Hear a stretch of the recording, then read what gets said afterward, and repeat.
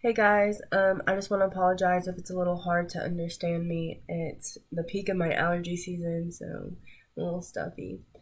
But my Supreme Court Justice was Clarence Thomas, and if you see me look down, it's because my notes are actually in front of me. So he was born on June 23rd in 1948, which makes him which makes him 75 years old, and he was born in Savannah, Georgia. He also has two other siblings, an older sister and a younger brother. His sister's name is Emma, and his brother's name is Myers. And so his parents actually got married very young. The dad had convinced the mom, hey, let's go get married and let's have all these kids. And after they had all their kids, he was like, well, actually, this marriage is not for me, and having kids is not for me. So he divorced his mom, and he also had like no contact with his children. So with that being said, Clarence and his brother were actually split from their sister and their mom to go live with their grandfather on the mom's side.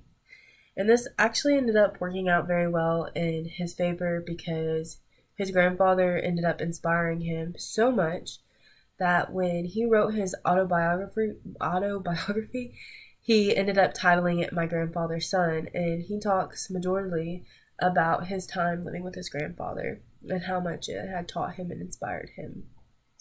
As far as his love life, he has been married twice. So his first wife was Kathy Ambush, and they met at one of the local schools that were like nearby each other. So I guess she was at one school and he was at another. They just happened to be nearby. They met and they had gotten married on June 5th in 1971. They ended up having a kid together. I don't remember what their son's name is, but he ended up actually graduating in economics and business. So he did not follow in his dad's footsteps.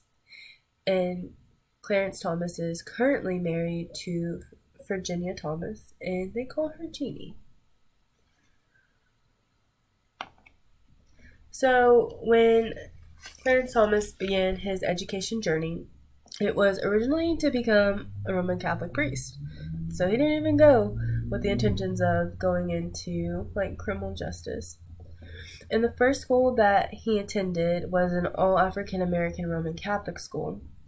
And he had a very hard time in school. I mean, this was the first school he really had trouble in, but he had trouble in this school in particularly because he was bullied because of his skin color, and he was also bullied due to his heritage.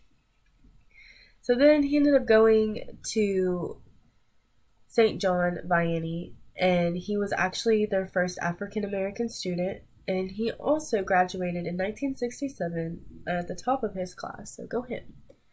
After that, he went to Conception Seminary in Missouri. Once again, he was still on this role of becoming a priest. But then the tragedy of Martin Luther King Jr. and his assassination had, in the way that the church had handled it, ended up creating a crisis in Clarence Thomas's life, and he was like, I'm not sure if this is what I want to believe in anymore, because the church basically had a lack of leadership, and he didn't like the way that they had handled the civil rights issues and racial equality. And so with that being said, he was like, you know what, I'm done pursuing missionary and being a priest, and he ended up leaving. And his grandfather was like, well, that's fine, but if you're not going to take this route, then you have to get out. So he got kicked out for that one. I'm not really sure what happened, but I guess he decided that he was going to give it a go again, second time charm.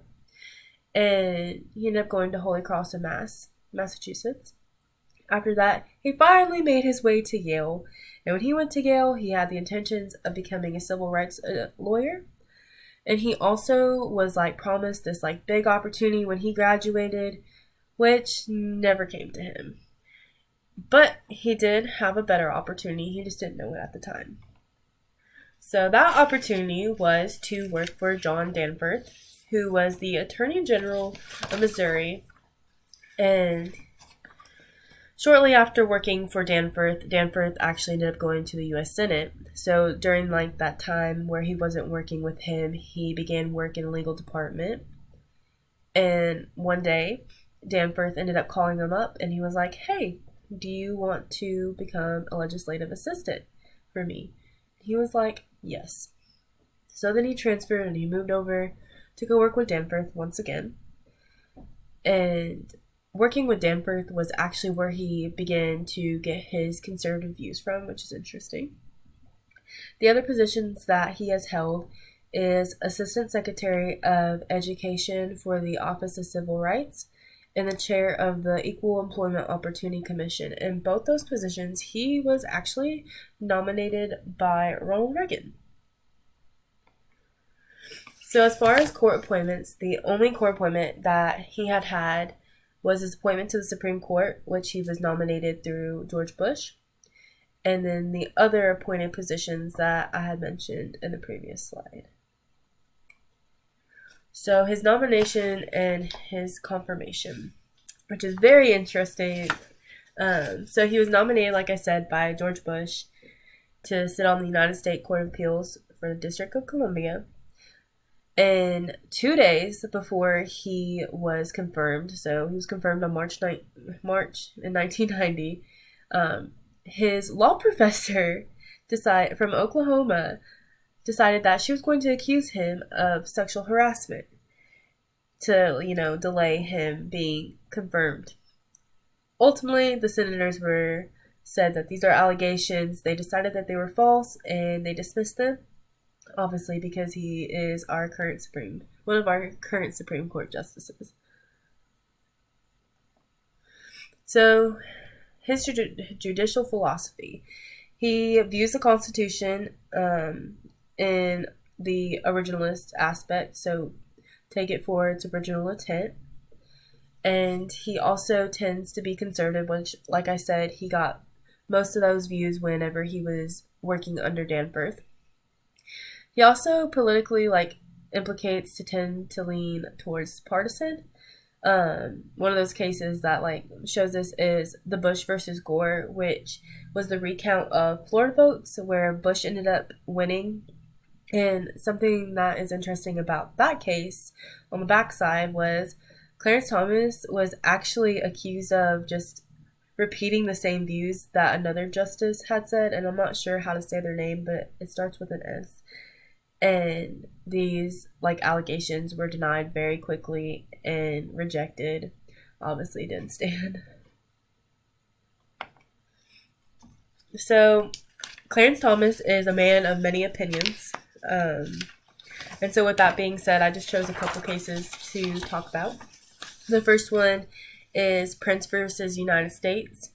And this is in regards to the right to bear arms. And basically this was Congress couldn't require state officials to conduct firearm background checks. And so when this case was presented, the Second Amendment was not accepted at the time. And it wasn't accepted until the District of Columbia versus Heller.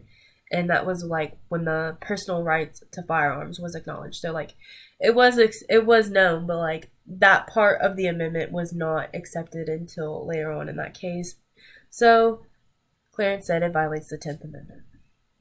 The U.S. Term Limits Incorporated versus Thornton is about states and how they cannot enforce term limits against congressional candidates. And he said the Constitution is silent in this and that the people need to decide, which goes exactly with how he views the Constitution. Whole Woman's Health versus Hellerstedt. This is in regards to abortion. And he, once again, the whole original intent from the Constitution said that the court plays favorites against the abortion laws on what they want to let them accept and what they don't accept. And he said because of this, they're just continuing to take away from the original intent. The last case that I mentioned was McDonald versus City of Chicago. And this was in reference to the 14th Amendment, which prevents states from violating constitutional rights. He agreed with the decision that was made that it was, the violation, and he believed that the other jurors had actually interpreted the amendment wrong. Even though he agreed with like the outcome, he was like, well, your reasoning for believing that is actually incorrect. So that was like an interesting one. So like he actually did believe what they said, but he just said that how they came to that conclusion was incorrect. Some interesting facts. I know I've mentioned quite a few since I've been presenting, but he was the second African American to serve on the Supreme Court after Thurgood Marshall, who was the first. This picture of this house that's in the slide was actually his childhood home that was set on fire, and that was another reason that he ended up living with his grandfather. And I already mentioned it before, but he also wrote an autobiography titled My Grandfather's Son, where he talks about the impact that his grandfather had on him. These are my sources, and that was my presentation. I hope you guys enjoyed it, and I'm looking forward to see what you guys have to say about it.